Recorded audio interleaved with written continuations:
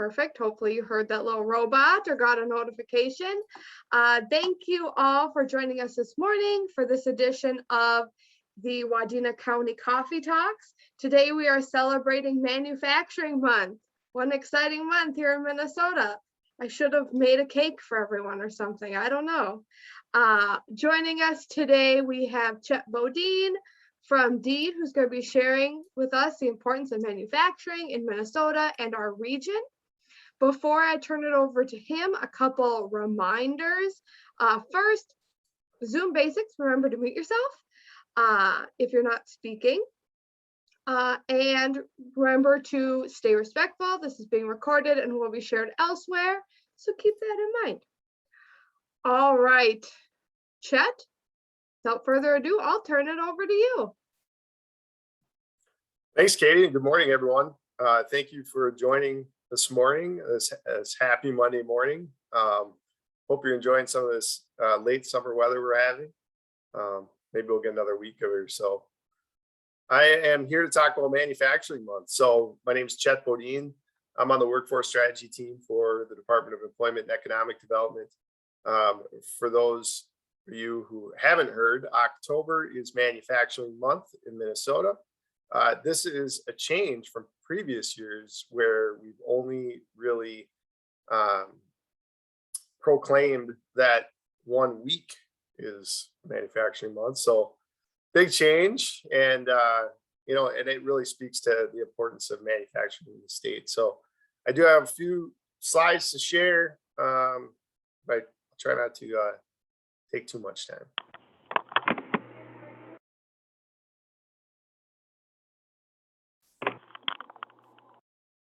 Just a reminder to everyone, mute yourself.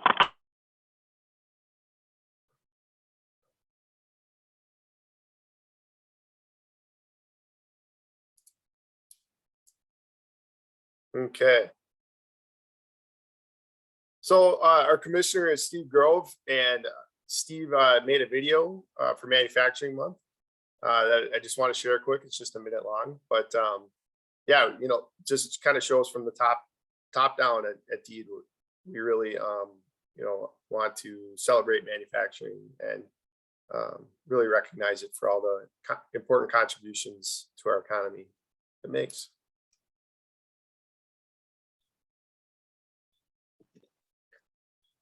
We are not able to hear Commissioner Grove. Okay, I was kind of worried about that. There's a setting where you can enable like hear my audio, like share audio.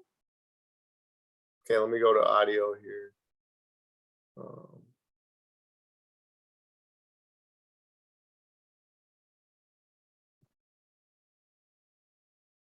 It might also be under advanced sharing options if you have that.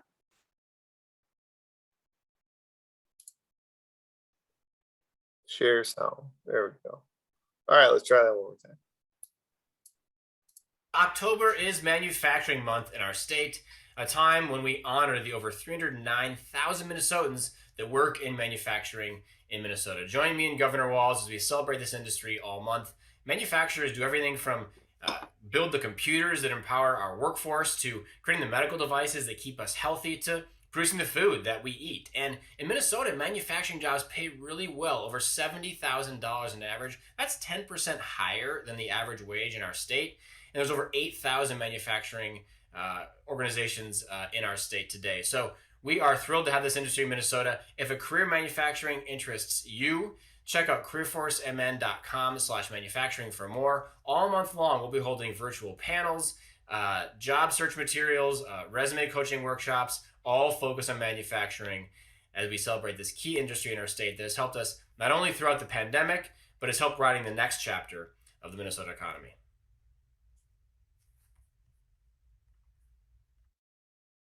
All right. Hello.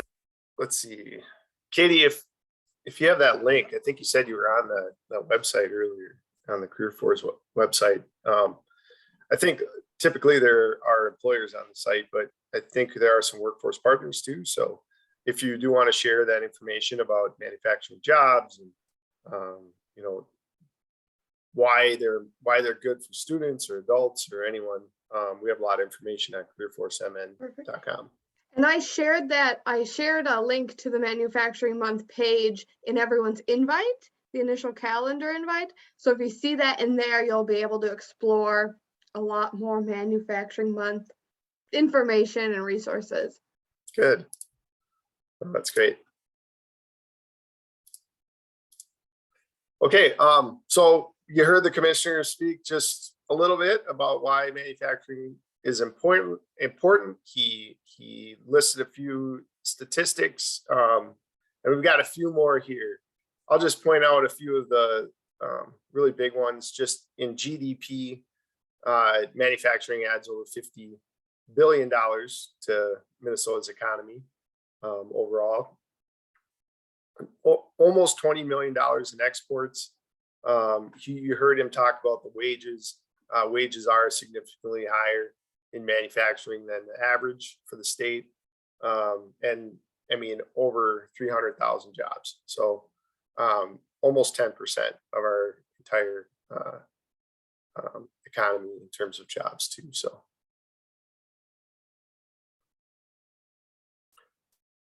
So we've done some work to see how this breaks down by region. And in Northwest Minnesota, which includes the territory that you guys work and live in, but it also extends out west to the Dakotas and up north to Roseau, Thief River Falls area. So big area, 26 counties. Still though, in that area, 28,000 jobs. Total payroll is a $1.5 billion.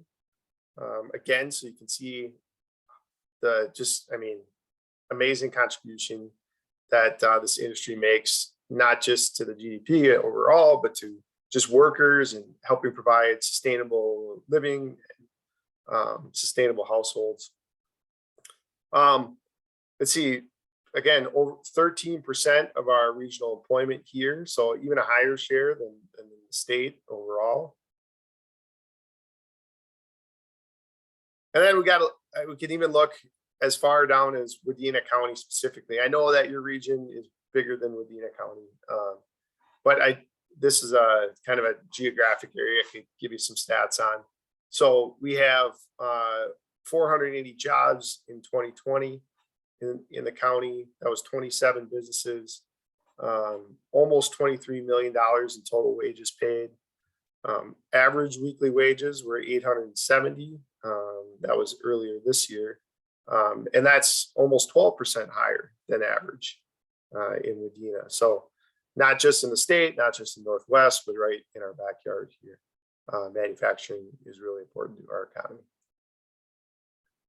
So just went over a few of that stuff, just to kind of really, again, emphasize how important manufacturing is. I don't think it always gets its due as an industry.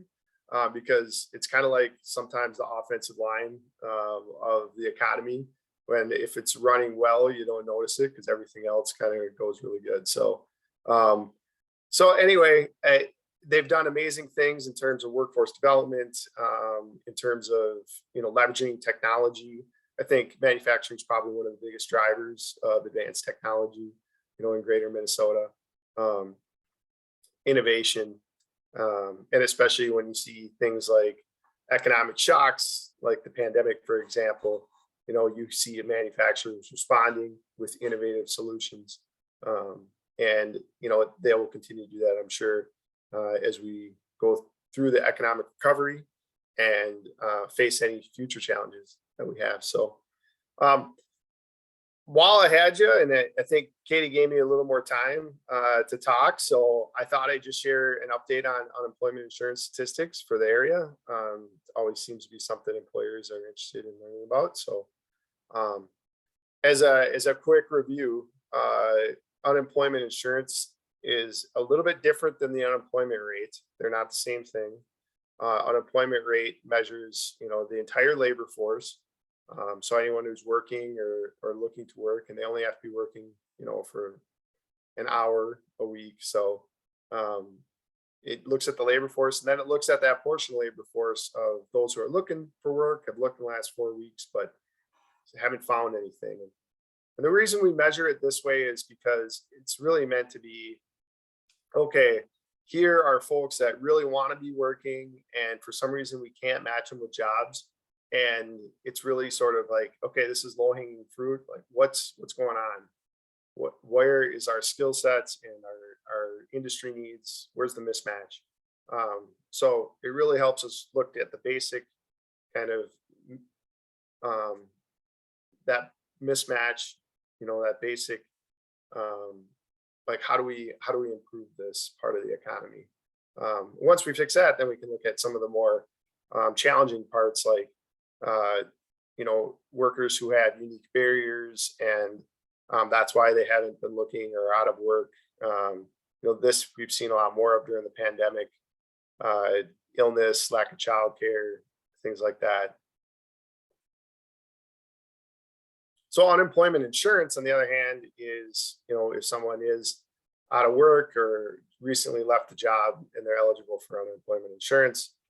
So basically everybody who's on unemployment insurance is typically counted as unemployed, but everybody who's unemployed is not always receiving unemployment insurance. So generally speaking.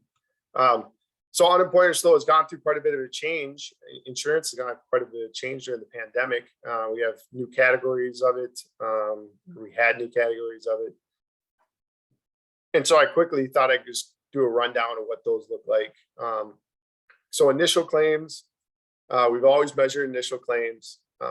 We had quite a bit more last year, which we'll show in a couple slides here, but initial claims are just that initial, you file for unemployment, you are approved, and then you make one claim. And so this can really show us what's happening, in the moment in terms of layoffs, in terms of the unemployment, labor, those who might be available to work in the labor force.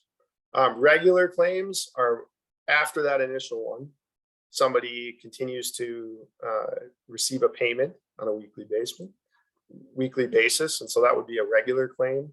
So it's more of an ongoing thing. So this really helps, because if we see the number of regular claims diminishing, then we can see that those folks who had made initial claims in past months are starting to wean off of unemployment insurance, and probably getting back to work. Included in that, was the PUA program, which is Pandemic Unemployment Assistance.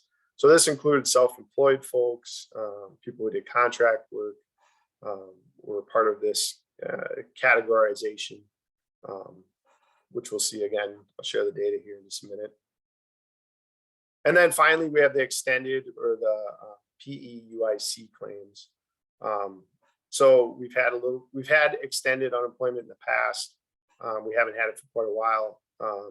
And now they created this special program last year. And that was the extended benefit that expired at the beginning of September, but was in place for quite a while. And so we'll get to see kind of how many folks were on that in our area, and go from there.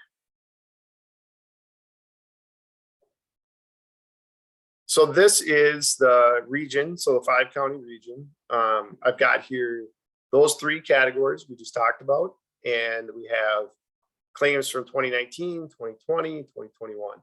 And the reason I have all 3 is because usually we will compare year over year, but 2020 was such a crazy year that we're going to compare to 2019 as well, which was a more normal year, to see kind of how close we're getting back, to being normal, I guess.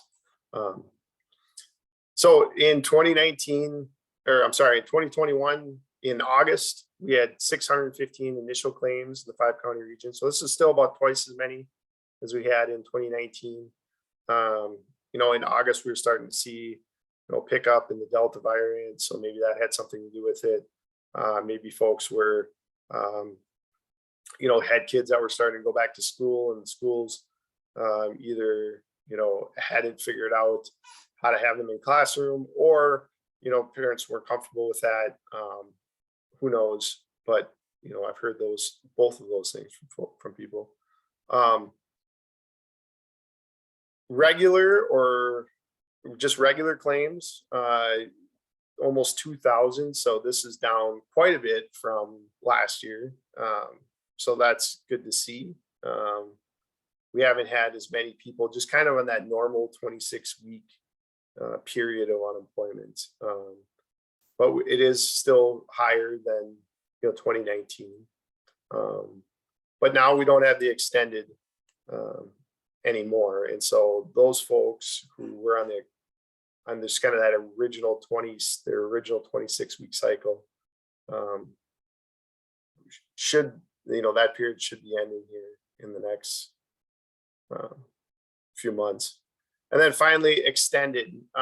So this was the folks that had exhausted their 26 weeks. They were on the extended. And anyway, in August, there were still 2,400, a little over 2,400 people receiving extended benefits in the 5-county region. So this was in August. Of course, it's been a couple months since then. We've had this expiration of benefits. And so we're looking forward to seeing the September numbers and seeing how that changed and seeing if that in the number is down to zero. And looking forward to hearing back from employers if they have more success engaging with these workers. There could have been quite a few of them that permanently dropped out because maybe they retired or other reasons. So, or they have other barriers that we haven't really identified yet. So we're looking forward to working with employers and employee job seekers to kind of identify what new barriers are out there and how do we help them, get back to work. So we have a little bit of data here on manufacturing specifically. So in August, there were 105 initial claims, 300 extended claims. Those are the numbers for Wadena County, not the city of Wadena, but the county. So almost 200 extended claims in Wadena County in August. And those are the top 5 industries for the region. Of course, manufacturing is in there. This is just a quick visual on what these categories of unemployment insurance have looked like since the beginning of the pandemic or shortly before it. So we have those 3 different categories here. And then we have the labor force deficit. So if anyone who wasn't receiving claims or their claims expired, there were some extended claims that expired.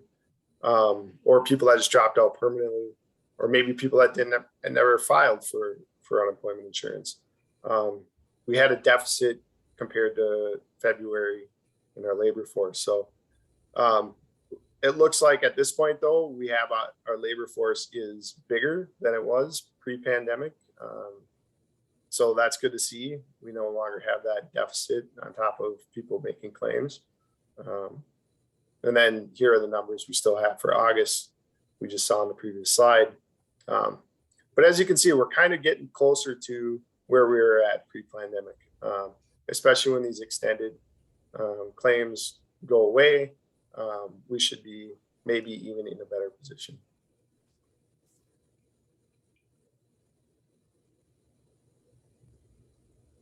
So I just wanted to mention a couple things that DEED is doing to help facilitate that, get people back to work.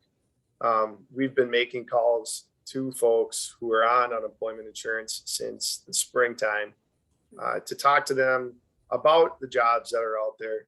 But even beyond that, just wanting to connect with them, to have a conversation about, what are their options in terms of work? Are they looking to switch to a different industry? Are they looking to upskill and use the time to build their skill set and go back to work stronger? Just want to make people aware of all the different benefits and resources that were out there so that we can build back better. We made over 70,000 calls since the spring, referring people to minnesotaworks.net. So if you're an employer and you're not on minnesotaworks.net, definitely should go on there. Everyone who's on those programs were required to put their information up there. So a good way to connect with job seekers. And then I have a couple other just resources down here. If you want to go to the National Labor Exchange, you can also go put your jobs there and share it with job seekers outside of Minnesota. In fact, if you do that, your jobs will also automatically populate to minnesotaworks.net. So you don't have to put them in both places. And another great feature of the National Labor Exchange is that they will index the jobs from your website. So if you have your jobs listed on your website, they have kind of a data scraping tool that will grab those, and that way, you know, it could save you tons of time in data entry. And again, those will automatically populate to minnesotaworks.net.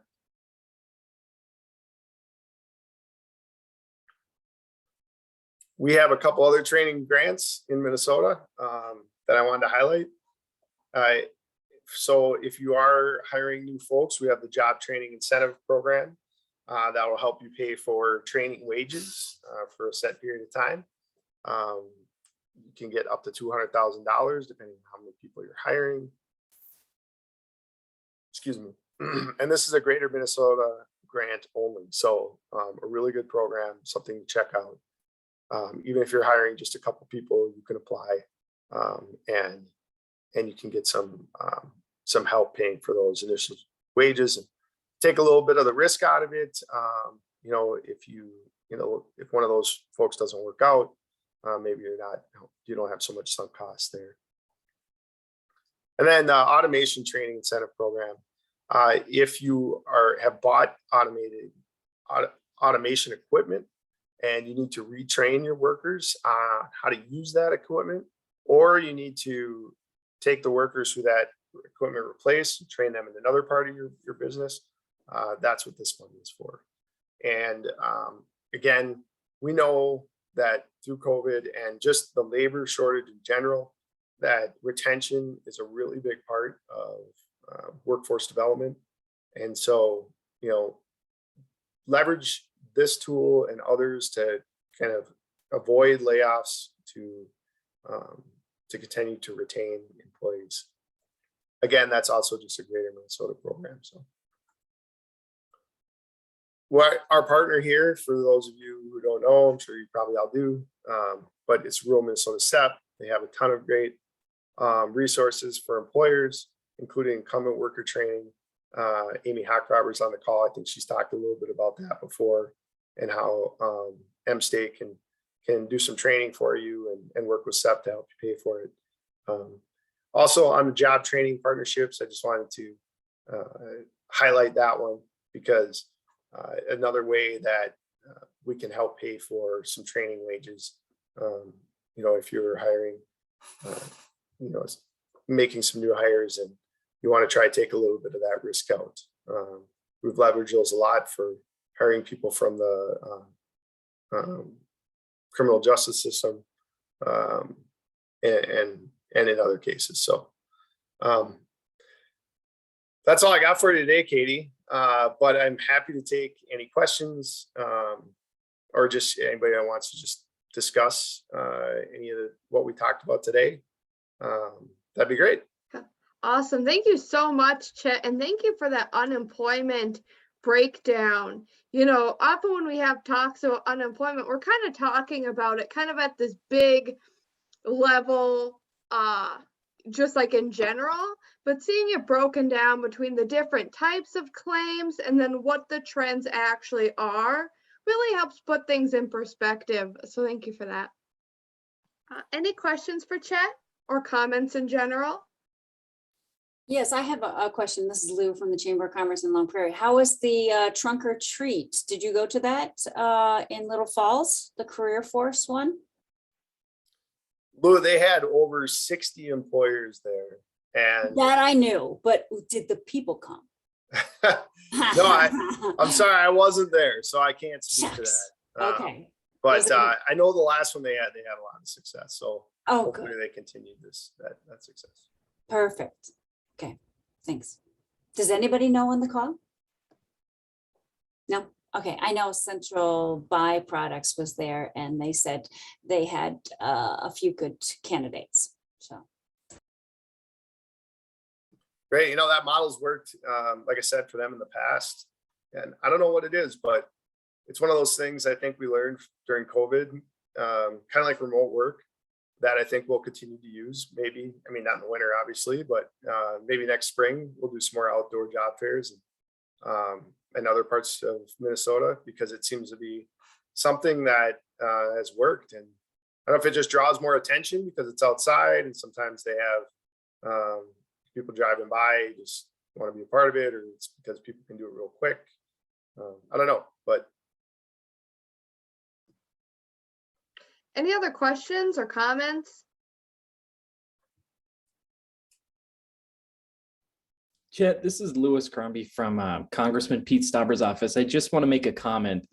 From our perspective, as the pandemic started, we were guiding a lot of people to some of these state organizations or state agencies to deal with, what they can do if they've lost their job. And I just want to commend you guys, and DEED in general, just how great you were at communicating what resources were available to the public. Obviously, you were writing the textbook as you went.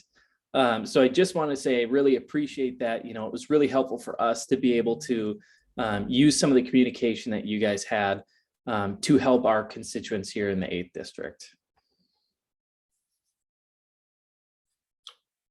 Thank you, Louis. It was definitely challenging. So we were all kind of all hands on deck. And I think hopefully we've started to turn the corner here. So.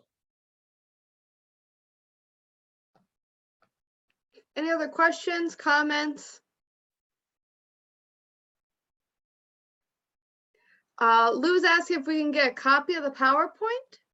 Is that possible, Chet? Yep, for sure. Perfect. If you send it to me, I'll send it to everyone after, or you could just throw it in the chat too, if you can upload a document to there. I don't know. I'll try, and if I can, I will. Okay, and if you don't figure that out, send it to me and I can send it out to the group too. Any other questions? I see Bart Graves out there. I know he's got 100 questions. Since you solicited a question, I'll ask, what do you think will happen? You said you don't have the September data. Is there any trends that you see in those workers that were no longer receiving the benefits? What are you thinking? I mean, I think that a lot had started to come back to work, by the end of summer, kind of in anticipation of that. And I think that the data that I was showing reflected that. So I don't think it's like going to be a light switch. And I think that our employers are probably reciprocate that. They would say, yeah, it hasn't been just like this flood of workers necessarily. I think it has been improving, and hopefully will continue to improve here. But I mean, the health concerns are real, I think. And so the sooner we can sort of continue to address that and get a handle on it, I think folks who are out will come back. So. All right, last call for questions. Nice tie, by the way, Bart. Looks good.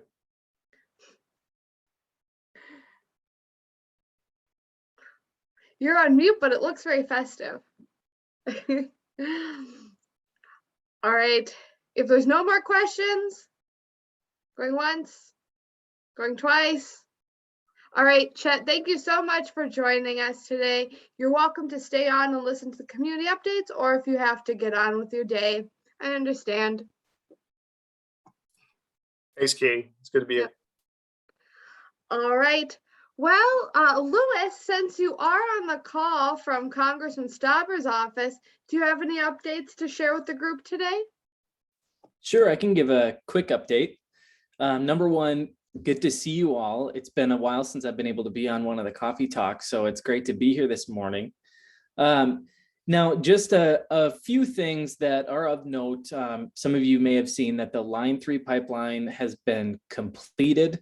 That's pretty big news, especially for Wadena County. There are areas in northern Wadena County that are on that route. And so I know from that county perspective, that's a big boom to, local, tax income there. So Additionally, right now, the two major things, or I should say the big thing that is being kind of hashed out in DC is the infrastructure bill, the 3.5 trillion. You know, the congressman, I'm sure many of you may have seen, the congressman has some, you know, frustrations, some disagreements with that bill, but I know it's still being hashed out.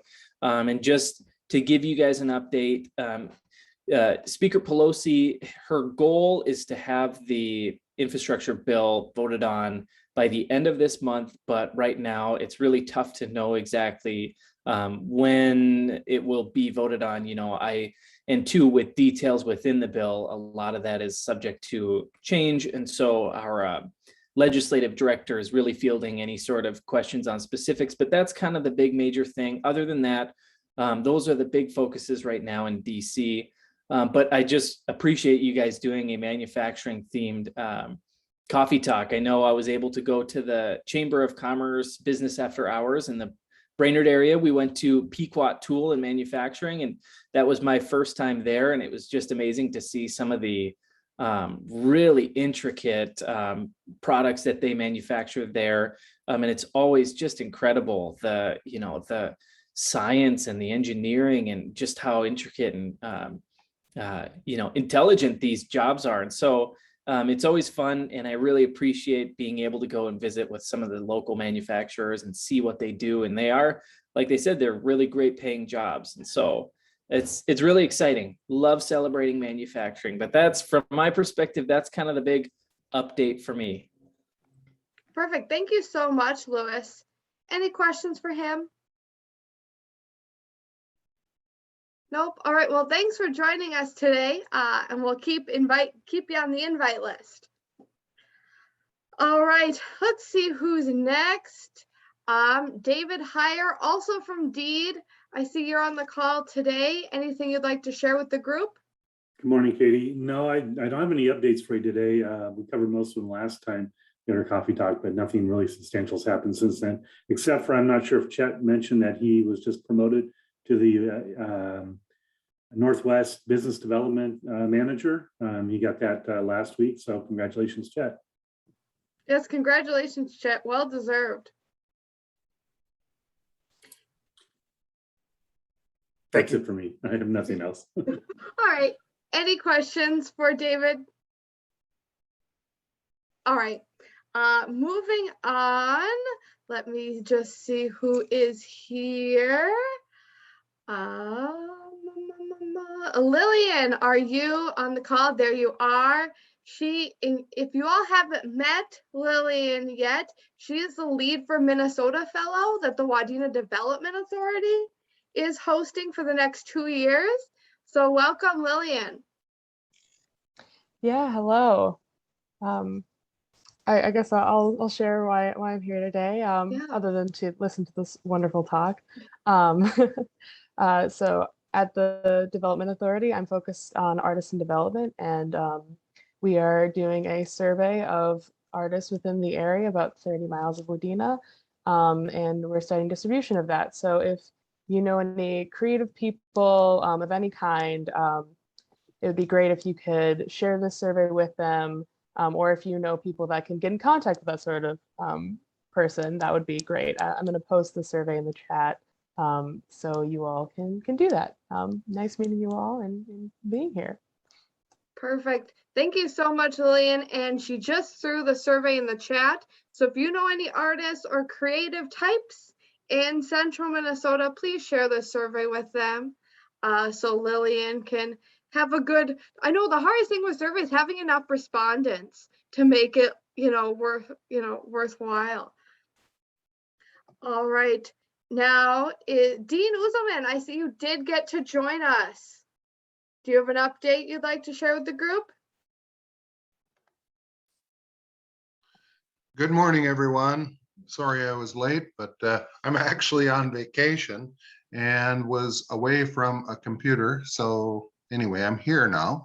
Not a whole lot, just kind of continuing with, the same things, trying to work with new business and opportunities for growth in Wadena, working with Lillian on some of her projects that we've initiated.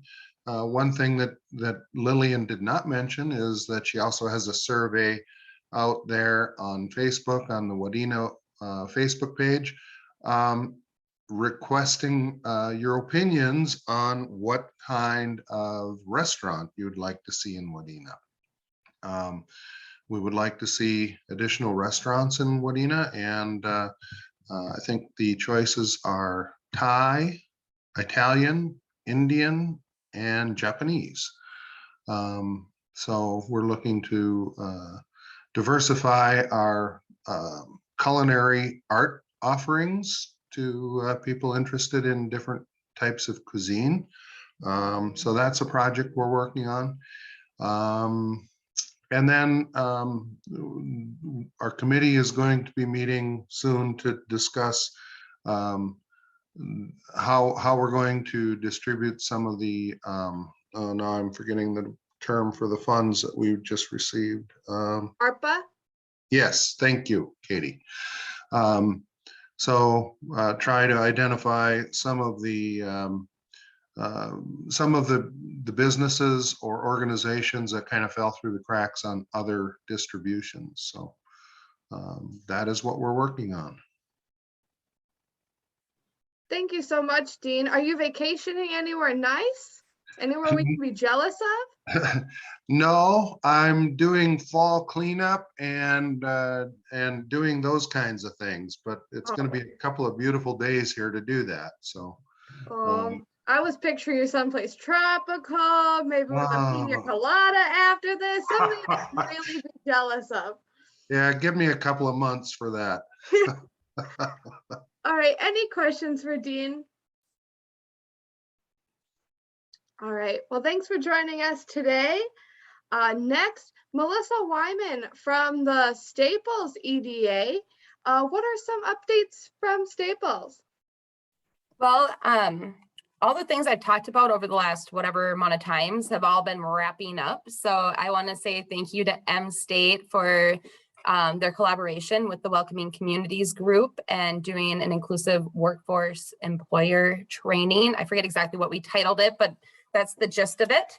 It was amazing training and hoping to bring that out to more people as has been developed, and a lot of positive feedback verbally myself. I'm not sure about the surveys, Amy or Katie, if you guys had seen anything, but verbally a lot of positive feedback. So that was a great project moving forward. We've been working with Lakewood Health System. We did have two businesses, Essentia Health and then Lakewood Health, that put in proposals for a lot along Highway 10. So there'll be a new development, approximately a 15,000 square foot mixed use facility going in between, if you guys are familiar with the Staples Highway 10 area, it's between the Ernie's grocery store and the Dollar General. So that will be hosting a lot of their orthopedics and some other community health offices. And then it'll have 2 additional units for rental space for additional retail, commercial of some sort. They don't have that identified quite yet. And then there'll also be apartments on the 2nd floor as well, 2nd level. So it's a 2-story building, 2 stories for the Lakewood specifically, and then 2 units and then the apartment. So a really great mixed use building going there. So that'll bring some a lot of benefit to the community and spruce up Highway 10 even more in that little corner of the world there that we've been building for years and years. We're kicking off in October here, November actually, I believe, the downtown redevelopment plan that we're working with U of M Extension on. And so pulling together a group of really focused downtown pride community members and business owners that is going to come up with a vision and a plan going forward, and then implement it, of course. So that's the ultimate goal. So that'll be kicking off, and planning and implementation, we're hoping will kind of coincide together on some of those projects. So hopefully we can get some stuff happening in the downtown area as well. We're putting an application in for Safe Routes to School. So I'm working on a letter of intent on that, and hopefully getting some infrastructure done here. Well, my guess would be in the spring, right? But depending how the funding flows through, but working with the school in Todd County on that. And as we kind of move forward, possibly some additional projects in the Wadena County area or side of the town. And then also working on strategic planning for looking at the next 5 years of the EDA organization and what we're going to focus on for the next 5 years. Those are kind of the main things. Other things are happening too, but those are the big ones that I think might affect the whole area a bit more. Yeah, very exciting stuff, especially the Lakewood project. Very cool to see that. Any questions for Melissa? All right. Melissa, this is Maria from Wadena. So I'm wondering, do you know, is the hospital planning on using those apartments for some of their people, their employees that come in? I think that's part of it. I think they're looking at addressing the struggle of bringing new employees in due to a lack of immediate housing availability. Right. And so I do know they're hoping to utilize, I don't know how many units specifically there will be there. So I don't know if they're planning to open them up or if it's kind of a first come for Lakewood. And then obviously they're going to need them to be filled to cash flow the property. So it might be their first step is retaining 1 or 2 of them for their own staff and then leasing out the rest as well. Yeah, I know that the hospital here in Wadena has that difficulty also with bringing in new employees and not having a place for them. Thank you. It does sound like you have a lot of exciting things going on. Yeah, it's fun. It's a fun kind of transition into the next year's work here. So, Any other questions for Melissa? I should also mention that the Bachelor Block Opera House project is still progressing forward. I know everybody kind of waits to hear anything happen with that yet. And no, nothing's happened with that yet. We have not gotten approved for any funding at this point, but really positive feedback from the representatives that showed up for the tour. And so had some follow-up questions and calls from the House staff. And so the Capital Investment Committee staff. And so hopefully we can get on that list for this year. And a letter did go out to the governor. I think Representative Poston might have mentioned that last time, requesting that he comes and tours as well. And so you'll all be invited if we do get that tour as well. So more to come. Also very exciting. Any questions on Batcher or anything else from Melissa? If I will say, if you haven't been in the Batcher building, even though it's not on the Wadena County side of Staples, it is an incredible space. Every time I go in there, I'm always surprised that something of this magnitude is in one of our downtowns, just kind of sitting there, you know, under the radar. So really cool. So if we host, you know, if Melissa ends up hosting the governor, I encourage you all to attend just to tour the space. I mean, it's a great excuse to get in there. So that's my plug, I guess. All right, so we're wrapping up. Now I'm just wondering if anyone else on the call has any updates they want to share from your organization. Feel free to unmute yourself. Bart? Yes, I just wanted to mention, we talked about the career consulting program last time. We are privileged to have Steph Drange with us. Steph, would you, I'm putting her on the spot here, but would you be willing to introduce yourself? I'm sure some of you know her, but if you'd be willing to step in, that'd be great. Sure. Hi, I can find my mute, but not my camera. Hold on. Hi, I recognize some faces. My name is Steph Drange, and I am in Monaga today. So other days I'm in Staples, and I haven't looked at the county line to know if I'm in Wadena County while I'm at the high school or not. I'm sorry. You're not, but we still accept you. Thank you. I'm in Monaga today, so it's happening. Yeah. Thank you for joining us. Yeah. Oops. That's not what I meant. All right. Does anyone else have anything they'd like to add for the group?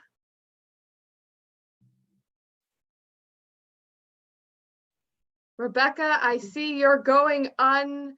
There you go. There you are. Thank you for joining us. What do you have to share? Quick comment regarding the Economic Injury Disaster Loan Program. So the maximum loan amount increased to $2 million on Friday, October 8th. The interest rate and term is 3.75 fixed for 30 years for businesses and 2.75 fixed for 30 years for private nonprofit organizations. And so the EIDL loan will be available through December 31st or when funds are exhausted. The critical discussion point at this time is whether an application needs to be approved by December 31st, and that's the thought process currently of SBA. So if you have anyone interested in EIDL, the recommendation is to get in your application as soon as possible. Thank you. Thanks for that crucial update. Any questions for Rebecca on EIDL or anything SBDC related, as long as she's on the call? Melissa, are you going to unmute yourself or are you just distracted on another screen? Gotcha. Oh yeah, Amy. I'll step in real fast. Hi, Amy Hook-Grabber. Thanks for the nice plug on our the training that we provided for the Staples community. It was awesome. Great feedback. And we're really honored to partner with you guys. I just wanted to let you know that typically we do a lot of customized training for businesses and hands-on on-site there, but we recently announced that we're going to do a welding training here in Detroit Lakes, and it's going to be in nights in the November, the month of November. And so that's kind of we had a lull month of welding training, so we thought we'd open it up to the public and offer that to everyone. And then offer also a leadership development series. And that's through Dana Higginson, who did the inclusive workforce training. And so we're going to do an online version of a leadership development series. And I could also send that to Katie and she could send that off to everyone as well. Just something we're doing more virtual to get our name out there and try something different. Thank you. Thanks for sharing that, Amy. And if you send me the links, I'll make sure to send it out to everybody in a little follow-up email. Hey, Amy, this is Steph with Sourcewell. I apologize. I have a question about your welding program. Did you say it was going to be at night? Yeah. Yep. Okay. Typically, go ahead. Will participants earn a welding certificate? They sure will. Okay. And how old do you have to be? Fantastic question. I don't know, but I will get back to you. Okay. I just think there might be an adult who's currently teaching that would be interested, but I just didn't know if we could market it to current 17-year-olds that would be able to come in the evening and take it.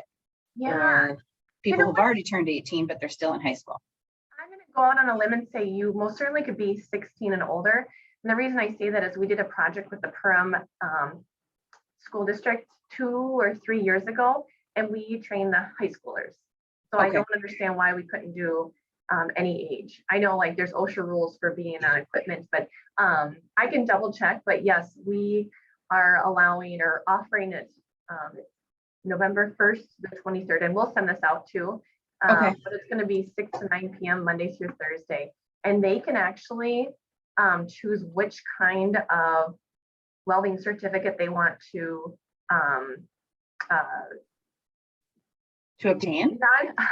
So there's like stick, MIG, TIG, and flex core. So we have the ability within our trailer to train all of that at once. So. Okay. Perfect. Yes, I'll look for the flyer because I think there could be some folks who are interested, because one of the biggest barriers is that it's not offered at a time that they can take it. So yeah, if it's in the evening, that's a big draw.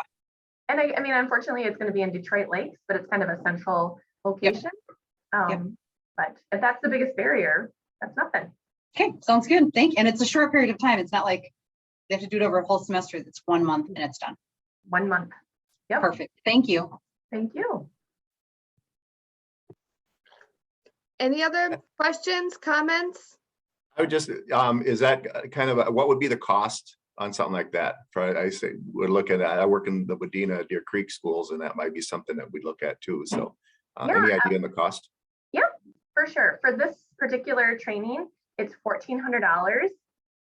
And that includes the certificate. And we provide all of the PPE for the individuals to do the training. But if you're interested in doing something different where we come to the high school or come to the Staples region, we could also do something custom. You know, we could bring our welding trailer to your location another time. And we'd be happy to do that as well. Whenever you want it. We don't have to do it during the day. We could do it at night. So. Thanks. You're welcome. Any other questions, comments? Yeah, just one, Amy, for with the registration on this, what's the maximum number of students you can take? Our trailer takes 10. So we can have up to 10. Okay. Mm-hmm.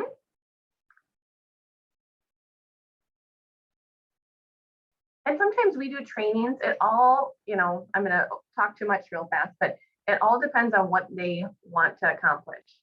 Some businesses, we only do 24 hours of training, and sometimes we do 80 hours. For this particular one, to get people from A to B, this is what we're doing. But throwing that out there.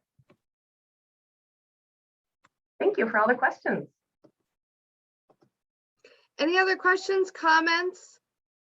Could Amy put a link in the chat? Do you have any links you could share with us? Or is it something you just want me to email out afterwards? I'll do both if I can. Okay. So for sure, get in the follow-up email. How about that? Perfect. Thank you. Yep. Does anyone else have anything they'd like to share with the group? All right. Well, thank you all so much for joining us for this coffee talk. I'll be sending out a follow-up email for you all with some of the things we talked about today.